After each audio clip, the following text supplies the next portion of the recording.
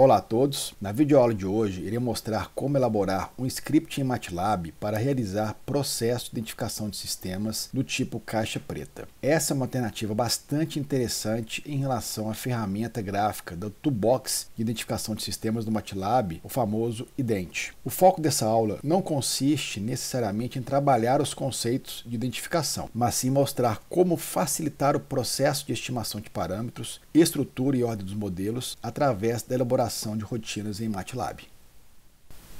Então, inicialmente, eu irei formalizar o problema de identificação considerando coleta de dados experimentais de um sistema de reservatório, conforme mostrado aqui nesta figura. Aqui nós temos um tanque, uma entrada de líquido nesta parte superior, cuja vazão que entra aqui neste tanque é controlado por esta válvula de comando. Aqui eu tenho uma vazão de entrada, eu chamo aqui de QI, e aqui eu tenho uma vazão de saída, eu chamo aqui de QS, que será controlada aqui por esta válvula de dreno. Essa válvula de dreno eu vou considerar ela sempre aberta. E essa válvula de controle, através do seu percentual de abertura ou de fechamento, ela vai modular o nível aqui deste reservatório. Este sistema é bastante conhecido na modelagem do tipo caixa branca, também chamada de modelagem fenomenológica. Porém, o que vamos fazer aqui vai ser modelar esse sistema utilizando a metodologia do tipo caixa preta. Vamos então considerar que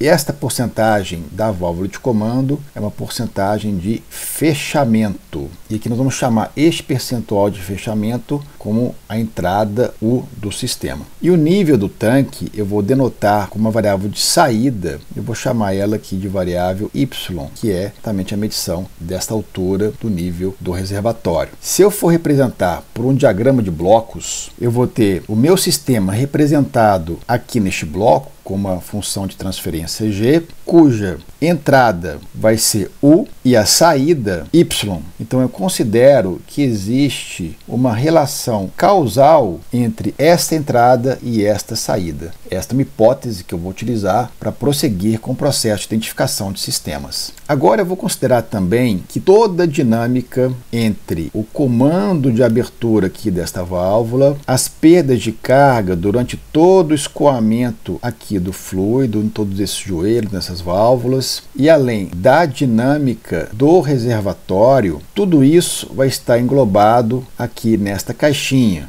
onde nenhum conhecimento prévio do processo vai ser utilizado. Como esses dados eles foram coletados de uma bancada experimental, o valor de comando e leitura do sinal de saída, eles são feitos através de sinais elétricos, aqui representados por miliamperes, sinais analógicos que são utilizados comumente na aquisição de dados e envio de comandos para atuadores em processos industriais. Aqui também os sinais podem ser convertidos em tensão aqui de volts. Então, geralmente, nós levantamos a curva desse sistema, tensão ou miliampere por unidade de engenharia. Então, para este exemplo, eu vou considerar que esses dados eles já estão tratados, ou seja, eu vou considerar eles já em unidade de engenharia, tanto para a válvula de comando quanto para o nível do reservatório. Outra consideração importante é que, como essa dinâmica da válvula de comando ela é altamente não linear, referente à vazão que passa por ela em relação à porcentagem de fechamento ou abertura dela,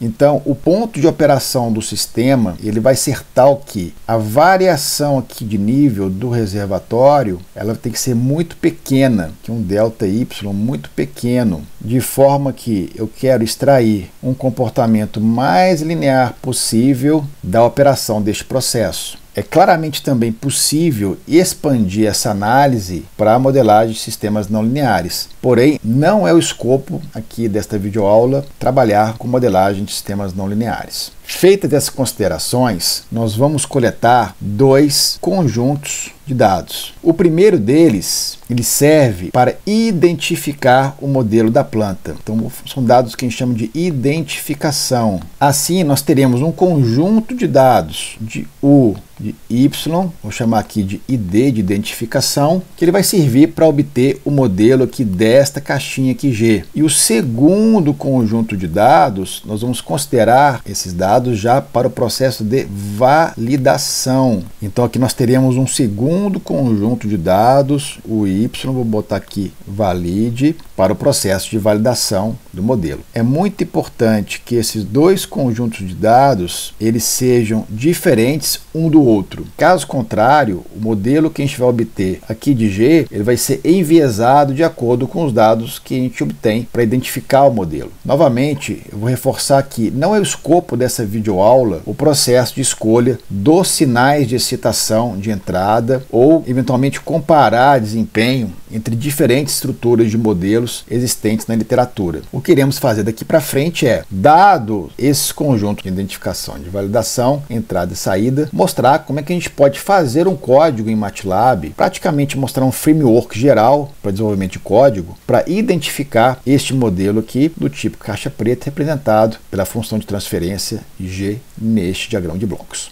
Então agora estou aqui com o MATLAB aberto e com o arquivo de dados coletado do processo. Este arquivo eu nomeei como sendo data ident valid mat, que contém os dados de entrada e saída de uma planta física, os dados experimentais. Se eu der duplo clique neste arquivo, eu irei carregar aqui na workspace duas estruturas de dados, que eu chamei aqui de IDF e VLD. Este primeiro conjunto de dados, IDF, será responsável pelo processo de identificação do modelo, e este segundo conjunto de dados, o VLD, tem o objetivo de validar o modelo identificado. Se eu digitar aqui na command line IDF, vai me mostrar a estrutura de dados contendo três campos: a escala de tempo T, os dados de entrada aqui que eu chamei de U e os dados da saída que aqui eu chamei de Y. Coletamos aqui nesse experimento 1480 dados. Se eu fizer a mesma coisa com o VLD, vamos ter a mesma estrutura, o tempo, a entrada e a saída, e aqui o experimento ele contou com 1493 dados. Então agora nós vamos abrir um novo script aqui no MATLAB e vamos começar a fazer nosso programa para realizar a identificação caixa preta aqui no script MATLAB. A primeira coisa que nós vamos fazer aqui nesse script, eu gosto sempre de fazer nos programas de MATLAB, é limpar a tela e as variáveis. Então aqui eu limpo todas as variáveis que estão aqui no workspace, fecho todas as janelas e limpo aqui a tela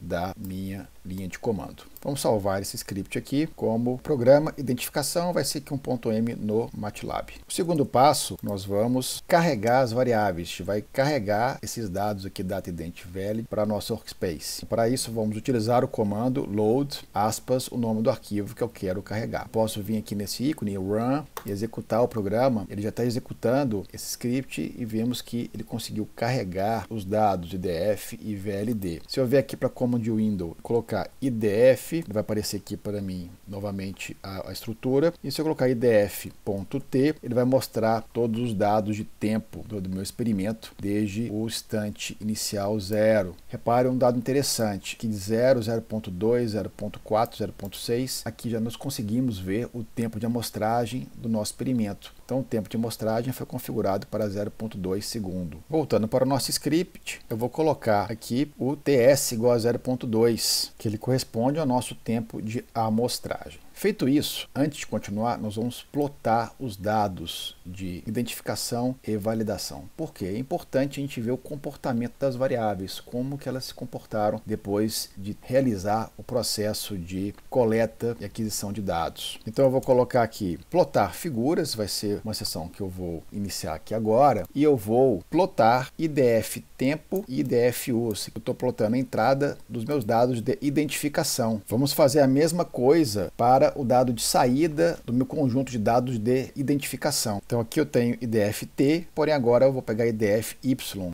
que é uma estrutura, eu estou pegando o tempo na primeira argumento aqui da função plot, o segundo eu vou pegar os dados. Vamos fazer a mesmíssima coisa para os dados de validação. Então aqui eu complementei, VLD tempo e aqui entrada, dado de entrada de validação, aqui eu tenho os dados de saída da validação, VLD-Y. Para que todas as figuras fiquem na mesma tela, eu gosto de usar a função subplot. Para cada um dos casos, eu vou colocar um subplot em um dos quadrantes, primeiro, segundo, terceiro, quarto quadrante. Aí eu vou conseguir juntar todas as figuras numa tela só. Então agora eu vou executar o run e ver o resultado. Então aqui estão os resultados do gráfico. Aqui em cima é o dado de entrada, porcentagem de abertura de válvula, identificação, e aqui eu tenho a saída, uma medição de nível na identificação. E aqui o de baixo, dois dados de validação, entrada em porcentagem, aqui eu tenho o nível do tanque. Reparem que os resultados eles estão muito ruidosos, então vai ser necessário passar por um processo de filtragem. Então aqui a ideia não é trabalhar com todas as teorias de filtragem de sinal. O que eu quero é basicamente pegar uma tendência aqui das minhas saídas e também pegar uma tendência na entrada. Então é possível usar um filtro bem simples de média móvel que consiga pegar este comportamento das variáveis entrada e saída. Dentre as várias possibilidades de filtro, nós vamos usar uma solução muito simples, mas muito prática e muito funcional, que é a média móvel dos dados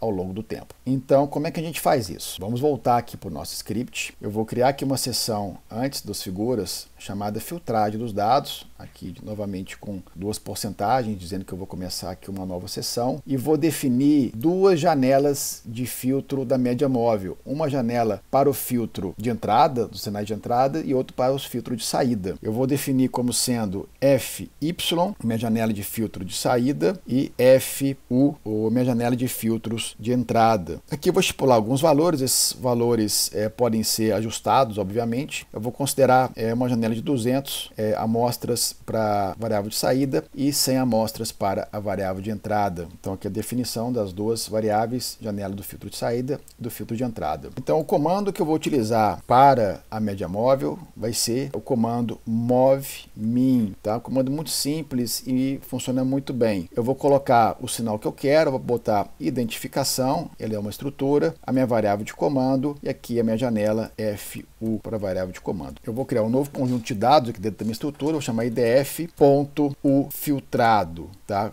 Minha variável filtrada. Então, essa minha nova variável, o F, é a minha entrada filtrada para os dados de identificação. Eu vou repetir isso para as outras variáveis. Então aqui eu fiz para a entrada filtrada para os dados de validação, a saída filtrada para os dados de identificação e a saída filtrada para os dados de validação, na mesma classe IDF e VLD. E agora eu vou pegar esses dados e vou jogar aqui nas figuras para plotar uma em cima da outra e ver se meu filtro funcionou. Então eu vou colocar aqui para os dados de entrada de identificação o meu valor filtrado, e aqui para ele ficar um pouco mais evidente na figura, eu vou colocar uma linha espessura. Eu posso configurar a pena desta figura, aumentando a espessura da linha igual a 2. Vou aproveitar e colocar um título também para essa figura, entrada de dados de identificação, para ficar mais fácil identificar isso dentro das figuras do subplot. Como eu quero que essas duas figuras fiquem sobrepostas nesse subplot, eu tenho que usar o comando hold on para sobrepor essas duas figuras aqui. Então, repetir isso para todas as variáveis, saída de identificação, entrada de validação e saída de validação, colocando aqui as devidas variáveis, os títulos e a espessura para esses dados filtrados. Vamos rodar, e aqui eu tenho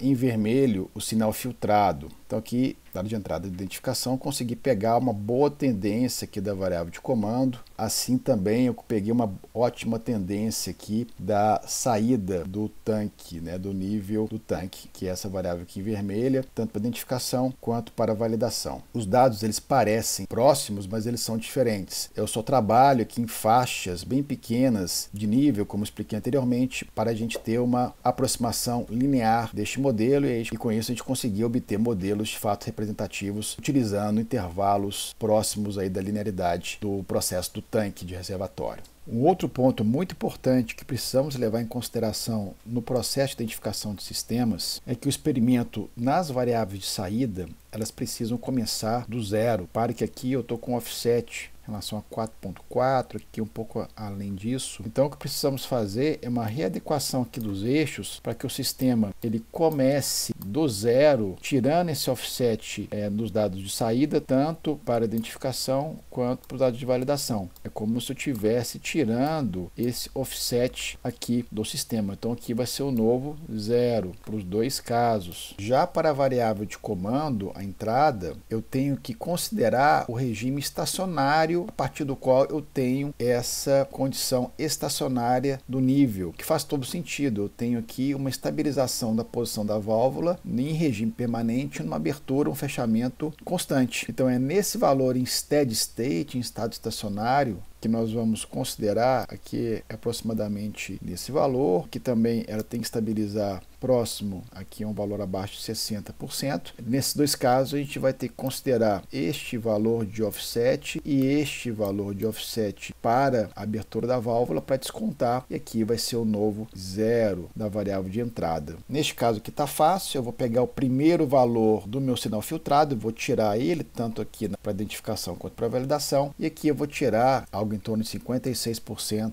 de fechamento aqui da válvula. Então, voltando aqui ao nosso programa, ao nosso script, eu vou colocar aqui uma nova seção de fazer essa compensação offset de entrada e saída. Eu vou definir a variável, né, de IDF, de identificação, underline, entrada, offset. Nós vimos lá que esse valor está próximo de 56% de abertura, então essa aqui vai ser no offset, entrada e identificação. Vamos fazer a mesma coisa para validação, VLD, botar aqui entrada offset, também aqui em 56%.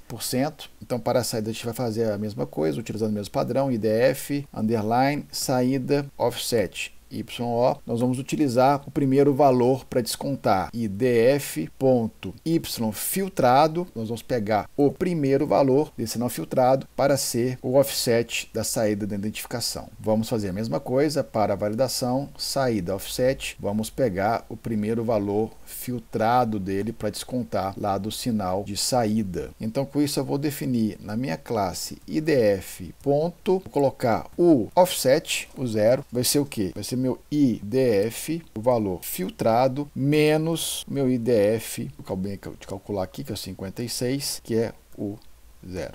E essa vai ser a minha entrada corrigida do offset na parte de identificação. Então eu preciso corrigir para todas as variáveis, né? Para a validação, vou corrigir para a saída, né, dados de identificação, e também a saída para os dados de validação. Então agora vamos novamente plotar esses dados para a gente conseguir ver de fato o que aconteceu com esse sinal já descontado, os valores de offset. Então aqui eu vou plotar o IDF, o offset, que é este primeiro aqui, né, e vou repetir para todos. Eu vou colocar aqui hold on para ficar na mesma figura. Vamos fazer aqui também para saída, identificação, entrada, validação e dado de saída da validação. Só que estava o zero, é o O de offset, corrigindo aqui em cima. Então agora nós podemos executar aplicando aqui em Run. Então olha só que interessante, eu peguei a curva vermelha aqui da saída e trouxe ela para zero, tanto aqui para esse dado de identificação quanto para validação, e aqui também eu peguei a curva vermelha e trouxe ela aqui para zero. Então o sistema ele está em equilíbrio em relação ao zero para entrada, ponto em estado estacionário. Aqui eu tenho meu experimento começando também em zero. Eu posso voltar aqui na plot das figuras e comentar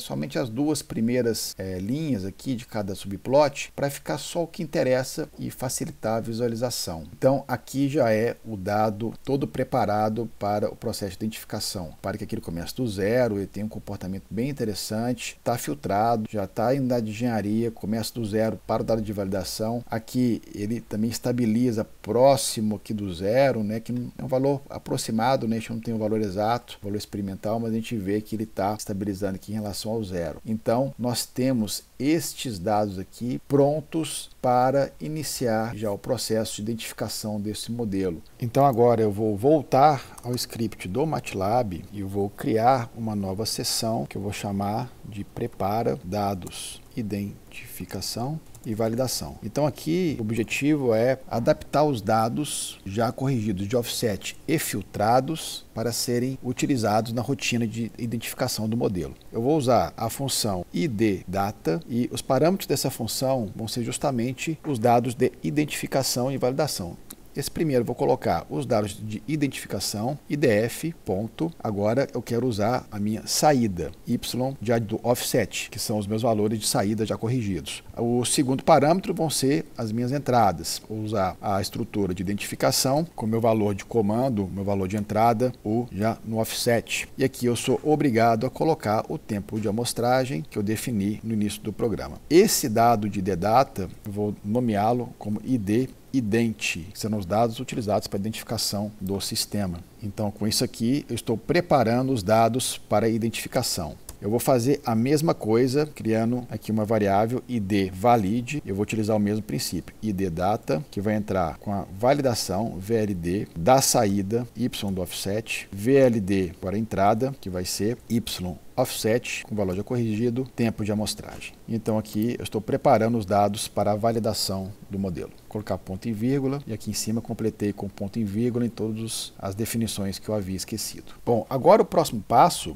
eu vou criar uma seção chamada identificação do modelo, já que nós temos as duas estruturas de dados prontas para iniciar o processo de identificação do sistema. Então eu vou definir uma função G que vai ser uma transfer function. Então aqui já estou partindo do pressuposto que eu estou escolhendo uma estrutura do tipo função de transferência. E aqui a função é o tf_est, de estimator. Então aqui eu vou entrar com alguns parâmetros. O primeiro deles é o dado que eu vou entrar. Eu estou na parte de identificação, eu vou entrar com meus dados de identificação na estrutura que eu acabei de criar, que vai ser o id ident, que está definido ali. O próximo passo, eu tenho que definir o NP. O que é o NP? É o número de polos desejados da minha estrutura da função de transferência. São as raízes do denominador de uma função de transferência. Então aqui, só para dar um valor numérico, eu vou definir NP, por exemplo, igual a 2 polos. Eu estou considerando aqui número de polos igual a 2 da função de transferência. O terceiro parâmetro é o número de zeros, NZ. Vou colocar aqui NZ, que vai ser o meu número de zeros. Então eu também tenho que definir um valor numérico para ele aqui. Eu vou falar que inicialmente eu não vou considerar nenhum zero. Um sistema que só tem um ganho estático, tá, na função de transferência. Então os dois parâmetros que eu estou definindo aqui da estrutura da minha função de transferência que eu quero estimar. O próximo parâmetro é o que a gente chama aqui de atraso puro de tempo, delay do processo. Vamos botar aqui atraso do meu sistema. Geralmente os sistemas podem ter ou não atraso, modelos. Eu não vou considerar um atraso puro de tempo, mas sabendo que este é um parâmetro muito importante e tem sistemas que você pode considerar um atraso, e isso vai ser levado em conta na hora de estimar a função de transferência. E o último parâmetro que eu vou utilizar, ele não está aqui porque os parâmetros principais já foram utilizados.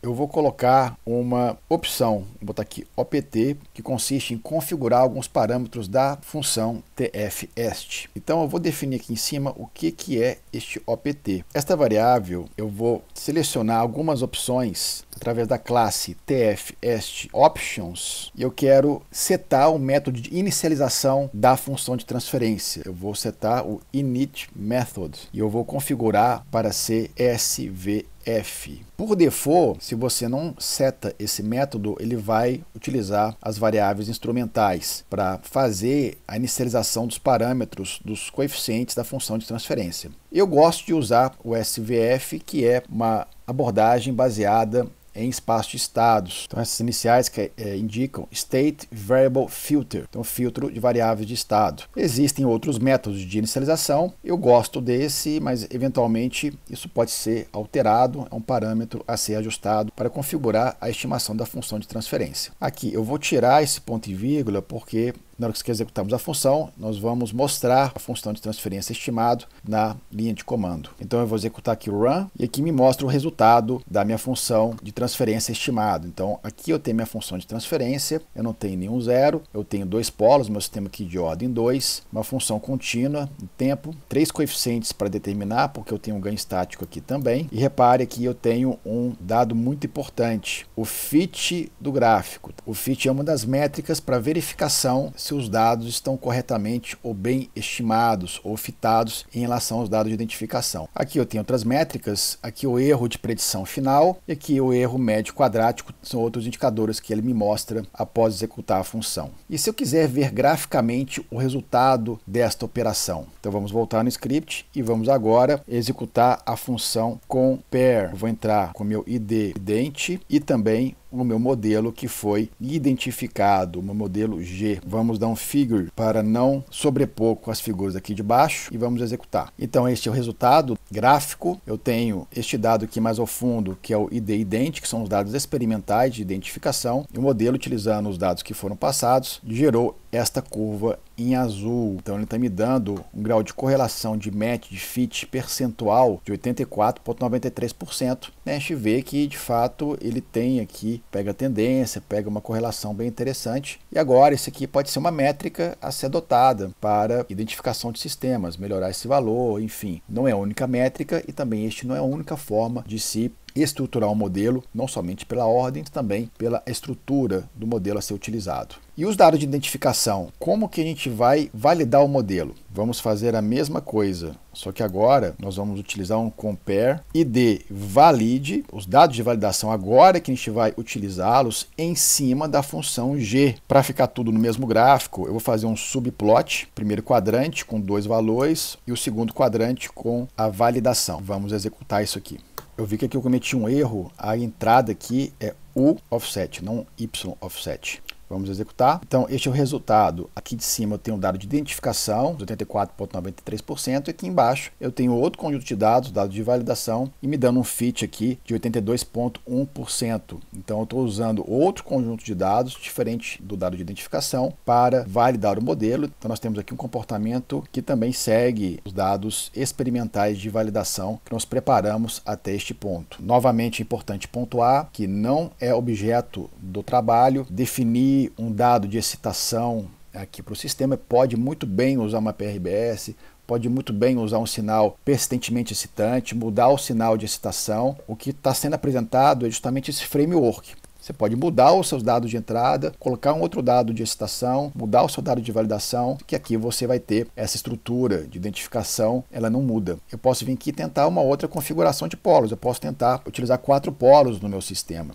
E se eu executar, eu vou obter um outro resultado. Olha só que interessante. A identificação, ela melhorou a minha correlação. Eu estou com 91,02% de fit percentual aqui no modelo identificado. No meu modelo de validação, eu atingi aqui 86,17%. Então, essa é uma das grandes vantagens de você fazer por script, porque você tem a flexibilidade de alterar esses parâmetros, fazer automatização, escolher a estrutura do seu modelo. Eu posso vir aqui, por exemplo, utilizar o modelo polinomial. Se eu quiser um ARX, que vai utilizar outros parâmetros de configuração de estrutura. Eu posso utilizar o Armax, se eu quiser. Posso utilizar Box Jenkins, a estrutura Box Jenkins. Posso usar estimação em espaço de estados, SSST, entrar com os dados também do sistema. Então aqui nós temos flexibilidade para trabalhar com diferentes estruturas de modelo e também diferentes ordens para esses mesmos modelos. Eu posso inclusive identificar modelos discretos, simplesmente definindo aqui no final do argumento da função TS e o tempo de amostragem. Então eu posso testar aqui com outro valor, vou fazer aqui com 3 polos agora, por exemplo, e rodar a minha simulação. E eu obtenho aqui a minha função discreta. Agora eu estou no domínio Z, 3 polos, consegui um fit estimação de 84%. E aqui a resposta com 3 polos, 84% para identificação, 83% para validação. Então, para finalizar, como é que eu faço para pegar os dados aqui deste sistema? Por exemplo, se eu quiser pegar o fit em uma variável. Então, eu posso vir aqui, ao invés de eu plotar, eu vou coletar alguns dados. Vou pegar, por exemplo, aqui eu vou definir y1, que é o primeiro argumento, o segundo argumento é o fit 1, e o terceiro, ele me dá as condições iniciais que ele estima. Eu vou botar aqui x0, 1. Eu vou fazer a mesma coisa com o segundo compare, colocando agora 2, 2 e 2. Então agora eu vou executar. Eu coloquei ponto e vírgula para não aparecer esses dados aqui no workspace direto. Então se eu ver aqui na minha linha de comando, então se eu digitar aqui fit 1, vai dar os 84,81% da identificação. Se eu digitar fit 2, os 83,02% da validação. E se eu fizer o plot y1 e o plot y2 em subplots, para ficar tudo na mesma figura, a gente obtém as mesmas curvas do compare. Então aqui é o y1 da identificação, essa curva azul que eu acabei de plotar é igual à curva azul que eu gerei pelo compare diretamente. E aqui é o y2, este sinal é dado de validação, idêntico ao que está aqui. Então eu consigo pegar todos os dados da função compare, o estado inicial, o fit e os valores do modelo simulado, quando eu passo isso como parâmetro para receber em variáveis como saída da função. Então aqui eu só alterei o programa para fazer a coleta desses valores nas variáveis como saída da função compare e depois plotando diretamente a função compare para fazer essa comparação entre os dados aqui de saída da função e os gráficos que a função me fornece diretamente. Com isso a gente encerra a aula de hoje. Eu agradeço a todos pela atenção e muito obrigado.